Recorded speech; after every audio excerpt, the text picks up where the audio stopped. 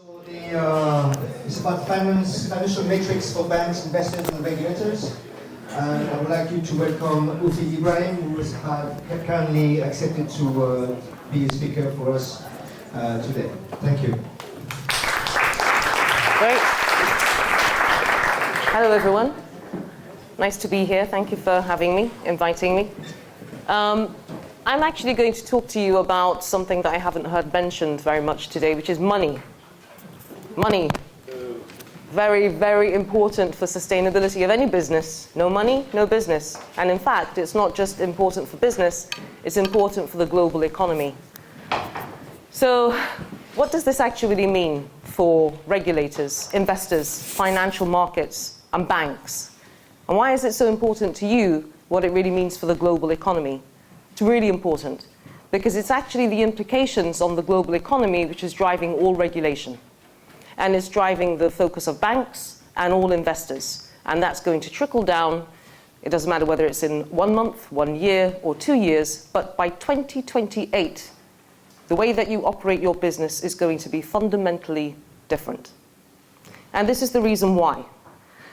Because for those who are looking at the global economy, or they're looking at financial markets like the London Stock Exchange, or the Hang Seng, or the Nikkei, for example, they are very, very concerned about risk.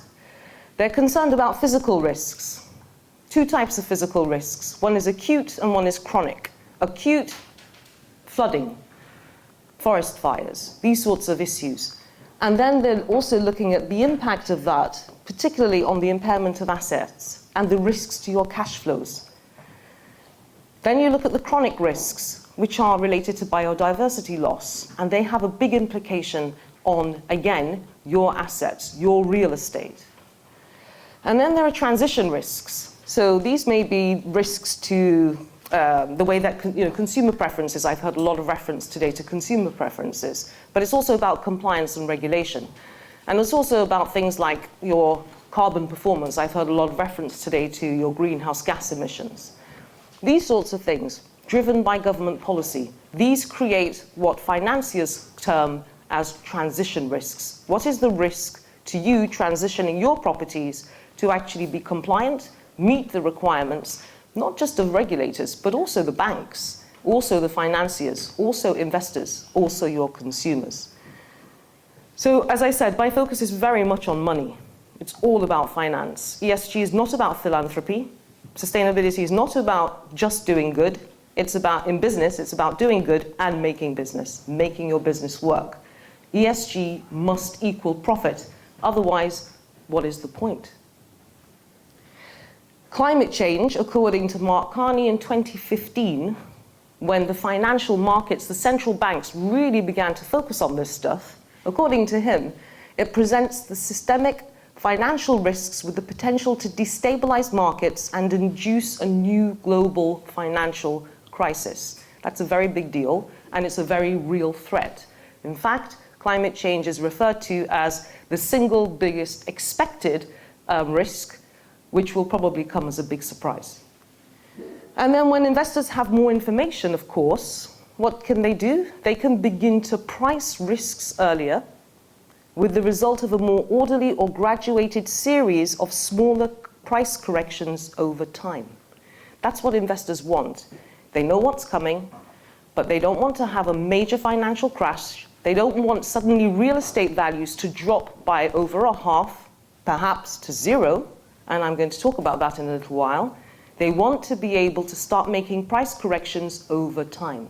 And there are going to have to be price corrections to asset values and to businesses. This is an example from the United States of America. So in the USA, according to a paper that was done recently by Nature Climate Change, they looked at flood risk. Okay, so this is only related to flood risk. And the areas that you can see here in the darker orange are those real estate which are currently at the greatest risk of flood risk. And according to this paper, the real estate value, the corrections that will need to be made to the real estate in terms of the risk associated with that real estate is currently around 121 billion, between 121 billion and 237 billion US dollars. So we're talking big money And we're talking corrections to real estate, which you all operate. The state of ESG reporting, by the way, this is a fantastic slide. I love this slide. It's by a lady called Dr. Catherine Tilley. She works for King's College London, one of our educational partners at the EEA. And I absolutely love this slide because it really captures where we are right now. The slide says that the state of ESG reporting compares today to the state of annual reporting before the Wall Street crash of 1929. Now, this is an investor perspective. What does this mean? This is actually talking about certifications. It's saying that right now, there are so many certifications out there, there's so much information out there, there's so much marketing out there, but it's meaningless in a way, because at the moment, much of it is still voluntary, it's still based on self-reporting, it's not based on financial grade, audit grade data. And when I say audit, I mean financial grade audit. And this is the concern of investors right now. Investors need to have reliable information. Remember to make price corrections over time. And now this is something that rings true to the governments, of course. Governments are very concerned about maintaining and sustaining the global economy, right? Can you imagine an economic crash? That basically equals political trouble.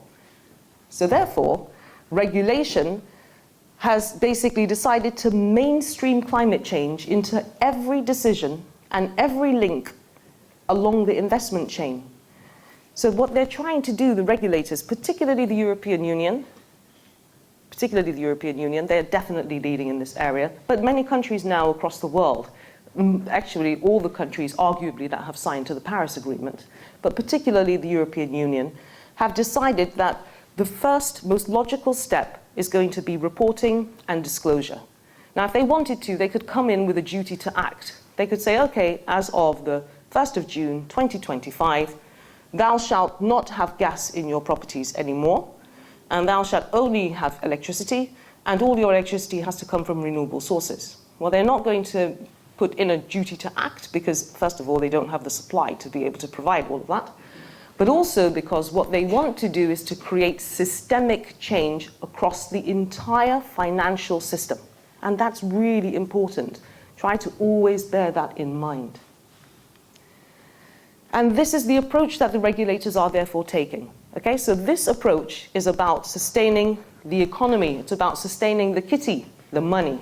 It's really important to sustainability for society. By the way, the planet has been much hotter in the past. What we're talking about when we talk about climate change is us. It's about our existence. It's about the existence of the living things. It's not the planet. The planet is going to be absolutely fine. So the regulators are taking a view on sustaining our lives, the way that we live, society, which equals economy. And they're taking a four-pronged approach to that in their regulatory stance. They're taking risk-based measures. So they're actually going to start ensuring that personal directors, if you're a director of a company, you will become personally liable for the information that you're going to report on ESG for your company. That means financial grade reporting. They're also taking taxonomy and anti-greenwashing. I hate the term greenwashing. You see how I start stumbling when I say it. Anti-greenwashing regulations very seriously. They're starting with ESG ratings. So what they're doing is they're basically now clamping down on ESG ratings. And the next step is going to be certifications as well. So that's coming, thankfully. The next thing is mandatory disclosures. In other words, regulation like CSRD, TCFD, which has actually now been acquired by the IFRS, and I'll talk to you a little bit about that in a moment, is now looking and forcing people to actually account. In other words, sustainability isn't voluntary anymore. It's moving into being mandatory to your business. What does this mean? It means the way you do business is going to have to change. This isn't an add-on. It's about rethinking how you do business from a financial perspective. Not something separate to that. It's all about that. And then finally, they're using qualitative instruments. So they're basically looking at staff training and certifying individuals who actually have the right skills in this area. And this certification is basically being applied mostly to the PwCs and the KPMGs, the auditor community of the world. There's a lot of regulation coming, a huge amount coming. And it is quite frightening to people. They say, whoa, I mean, how on earth are we going to comply with all of that? At our organization, we have a regulatory timeline to help our investors to actually plan ahead. Our regulatory timeline goes all the way up to 2040 and puts into consideration all of the regulation which is still in consultation, so hasn't yet been passed.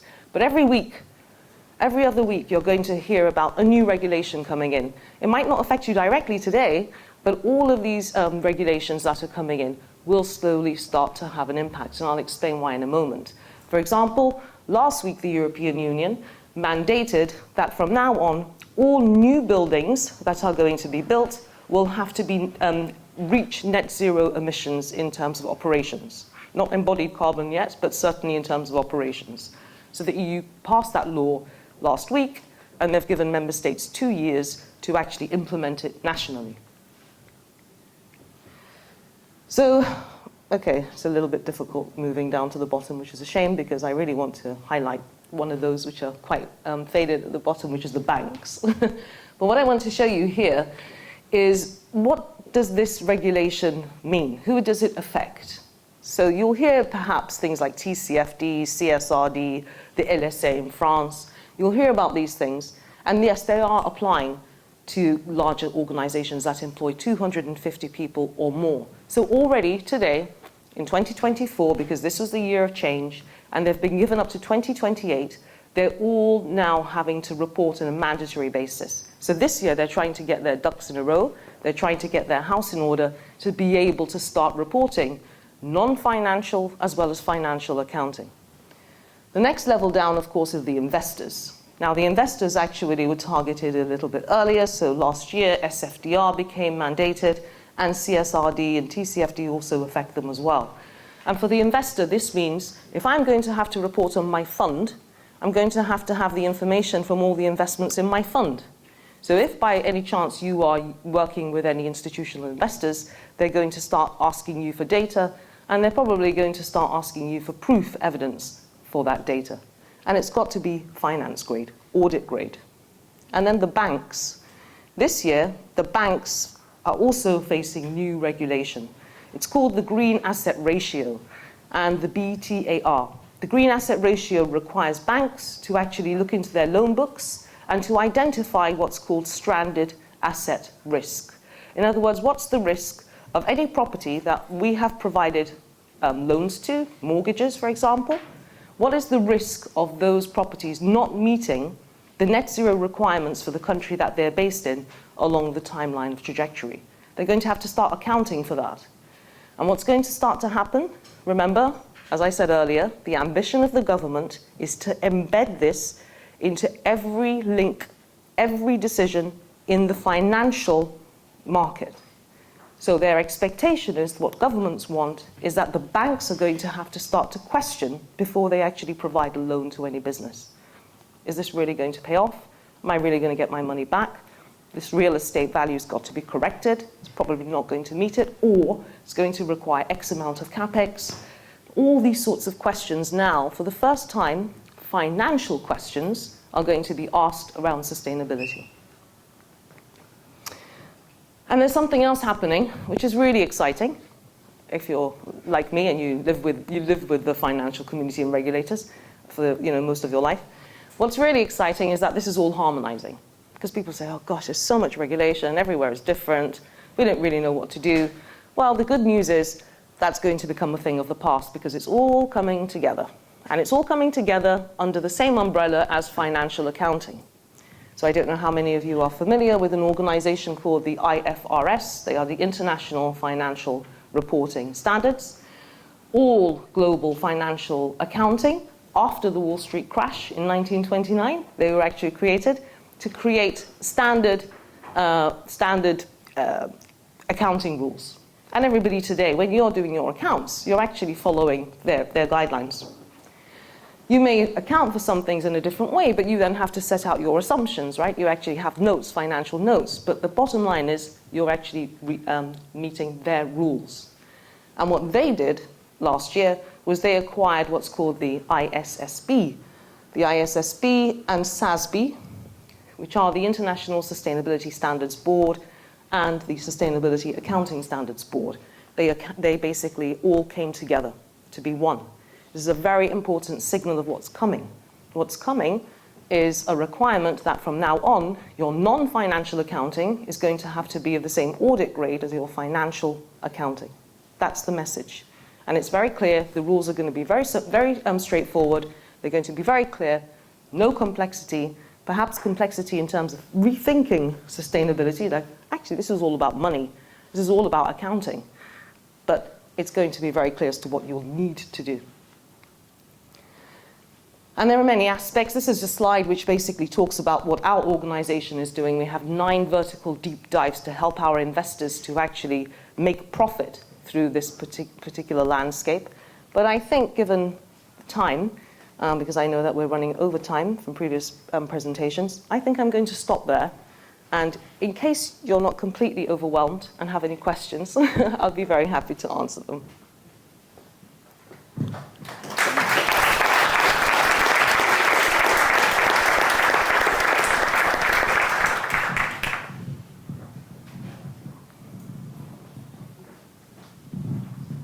Thanks for the presentation. I thought it was really interesting. I was curious. I'm relatively familiar with the new EU regulations around financial disclosures, and in my previous company, we spoke at length with EY about how essentially do we actually have to obey the law, and the advice from EY was that we kind of do have to obey the law, but no one has yet been kind of punished. So their advice was very vague around the legal complexity. I just didn't know whether you had any examples of the EU actually clamping down on companies who failed to disclose or were a little bit disingenuous with their disclosure. So the EU's timeline is that, as I said, this has taken effect this year in 2024. Companies have been given until 2028 to ensure that their reporting is in order. And we're talking about a major transformation. We're talking about completely re-engineering the way that you do business. Okay? So if it doesn't matter how big or small you are as a business, this is about re-engineering how you do business. It's about thinking, as I said, about sustainability in financial accounting terms. So if you think about that, then you're going to have to start to actually create your set of non-financial accounts in the same way that you create your financial accounts. And for that, the EU has given 4 years. So while the EUI may have said to you, okay, well, it's okay, don't worry, you're not going to get a fine right now, perhaps that's true, but what is also happening is that the financial institutional investors, the private equity groups and others who are quite far ahead now because they knew this was coming and they started preparing much earlier, and the banks, by the way, who are actively moving and accelerating, preparing so that they're ready by 2028 as well, all of this will start to have an impact on you. Because in order for them to be able to account, they are going to need to look down their value chain, up and down. And they're going to need data. And right now, they might, until 2028, they might say, okay, well, just give us your data for now. Let's just pass it along, or just let me know that you have a sustainability plan, a transition plan, share that with me. But that's only now. By 2028, they're going to say, where's the PwC stamp on this? Or where's the EUI stamp on this? Or whoever financial auditor you use. If you're going to do a business transaction, you're not going to say to your business partner, well, you know what, it might be 3%, it might be 7%, there's no deal. You need precision. And you have to address and approach sustainability with the same level of financial precision going forward. That's what's happening in terms of the change and the shift in the financial markets. And as I said, we're all here running businesses. We're here because we're business people. And therefore, we should be mindful of what's happening in the financial markets.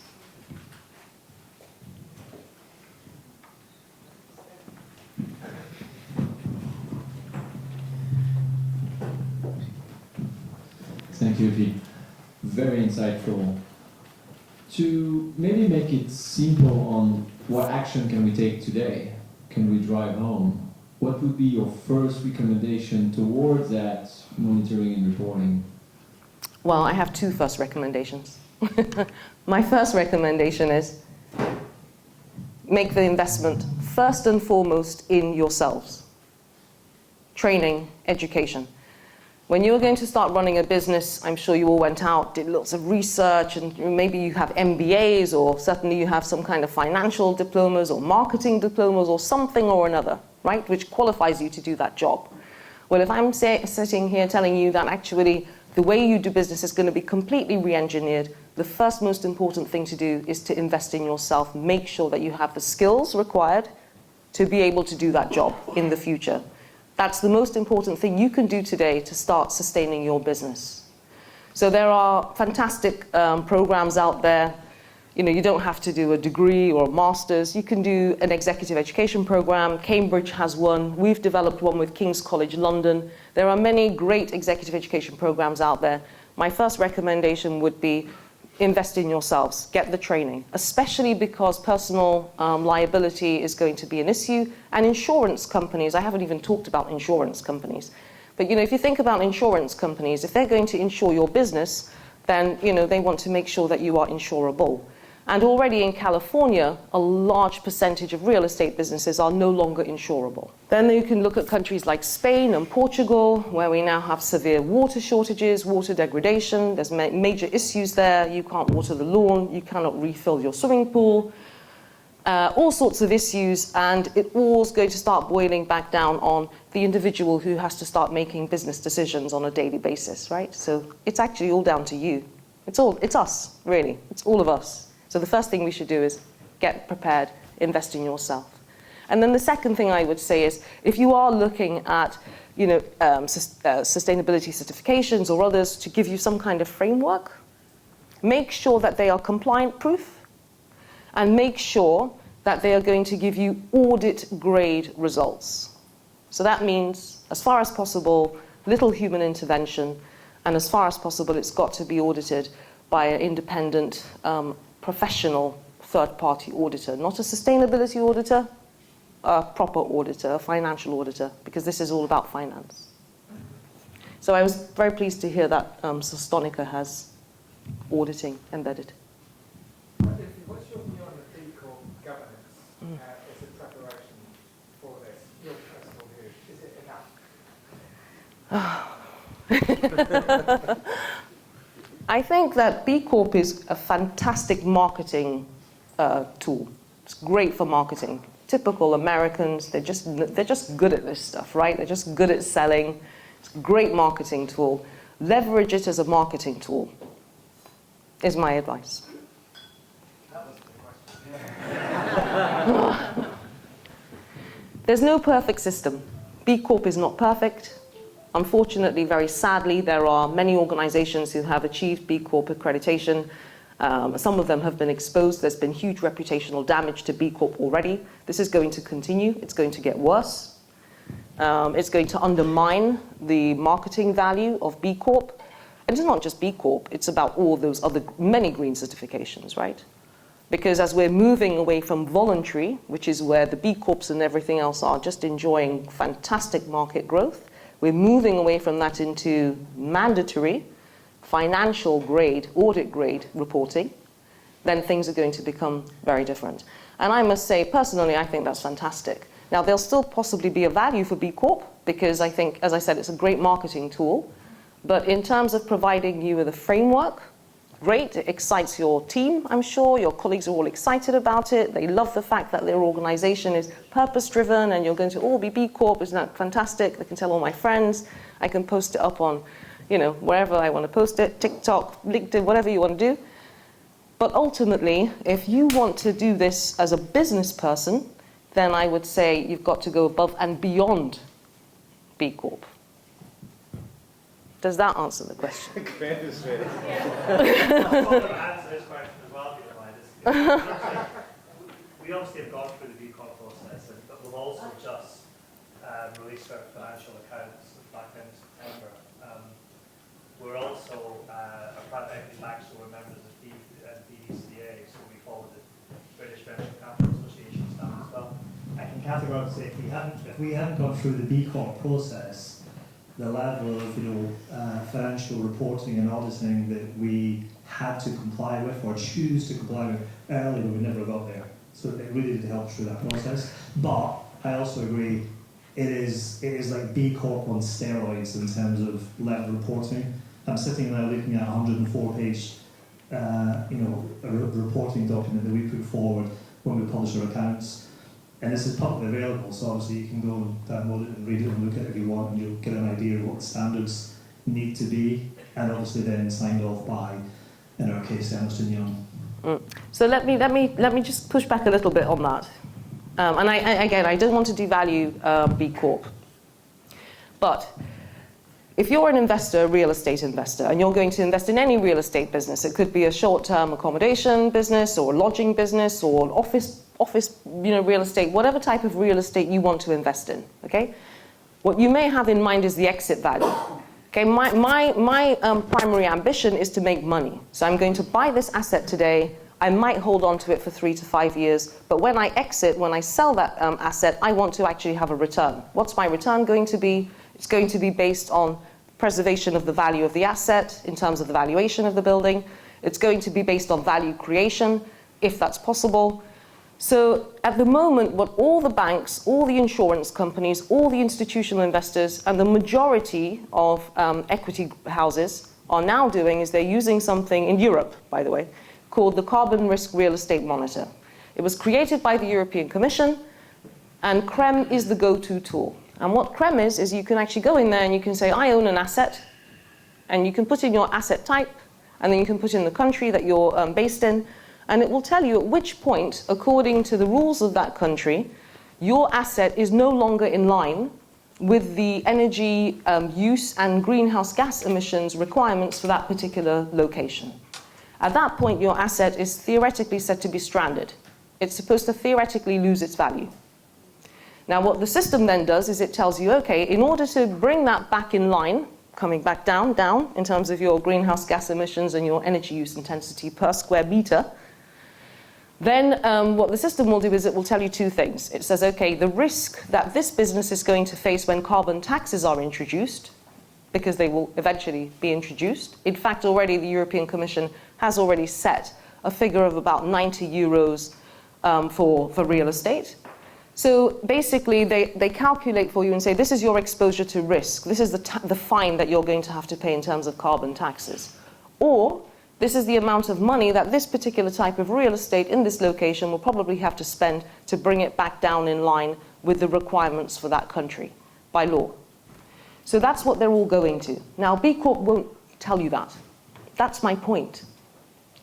What I'm saying is B Corp is fantastic for its use, and it's great right now because it checks a box and everyone's happy, but the direction of travel by 2028, everything is going to be very, very different, unless, I don't know, Trump and, God, I don't even want to begin to list the names, but, unless there's some major destabilization. But even then, it's not going to happen, and I'll tell you why.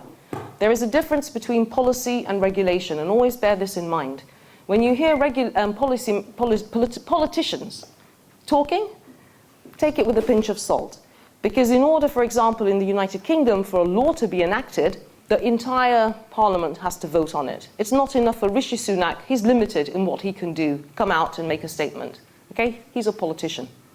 The regulators who are driving this are the regulators who are related to the Global Securities Commissions. There are 130 countries around the world where the Global Securities Commissions have come together and they have drafted the regulation.